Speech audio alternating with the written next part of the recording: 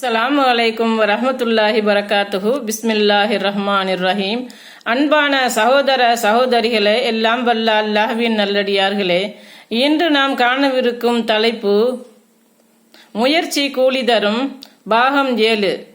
இந்த போதனை தனி மனிதனுக்கு மட்டுமல்ல, ஒரு சமுதாயம் கல்வி, வேலை வாய்ப்பு, தொழில்துறைகள் போன்றவற்றில் பின்தங்கி இருக்கின்றதா?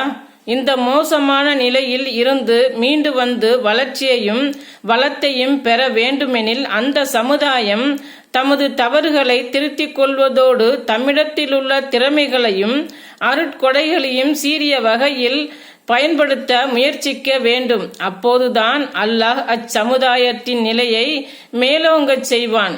தம்மிடம் உள்ளதை ஒரு சமுதாயம் மாற்றிக்கொள்ளாதவரை அச்சமுதாயத்தில் உள்ளதை அல்லாஹ் மாற்றமாட்டான். அல் குர்ஆன் அத்தியாயம் 13 வசனம் 11. இனியாவது முயற்சிப்போம். மது, சூதாட்டம், போதை பழக்கம் போன்ற தீய காரியங்களில் ஈடுபடுபவர்கள் அதற்கு தங்களுடைய பொருளாதாரம் மற்றும் பொன்னான நேரத்தை செலவிட்டு அத்தீய காரியங்களில் ஆர்வமும் முயற்சியும் செலுத்தும் போது நாளடைவில் அவர்களுக்கு அடிமைகளாக மாறிவிடுகிறார்கள்.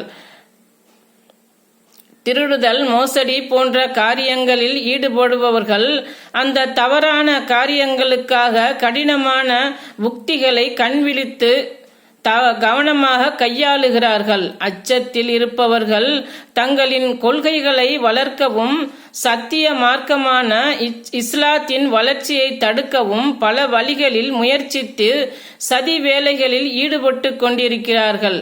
இவ்வாறிருக்க நேர்வழி எது, வழிகேடு எது, மாற்று நன்மை எது, தீமை எது என்பதை அறிந்திருக்கின்ற நாம் வழிகேட்டை வெறுத்தவர்களாக நன்மை விளைவிக்கின்ற நேர்வழியின் பாதையில் பயணிக்க வேண்டுமெனில் அதற்காக பாடுபடவும் தயாராக இருக்க வேண்டும். அதற்காக நம்மால் முடிந்தளவு உழைக்க உற்சாகத்தோடு முன்வர வேண்டும் என்று நிலைமாறும் பருவநிலை மாற்றத்தோடு போராடிய பிறகே மற்றவர்களுக்கு பயனளிக்கின்ற விருட்சமாக தலைநிமிர்ந்து நிற்கின்றது. அதுபோல் நம் முயற்சியில் சில இடையூறுகள் ஏற்படத்தான் செய்யும். ஆகவே தூய்மையான முறையில் மார்க்கத்தை அறிவதற்கு, அதன்படி சரியான முறையில் மற்றவர்களுக்கு தெளிவான முறையில் எடுத்துரைப்பதற்கும் நாம் முயற்சியை மேற்கொள்வோமாக.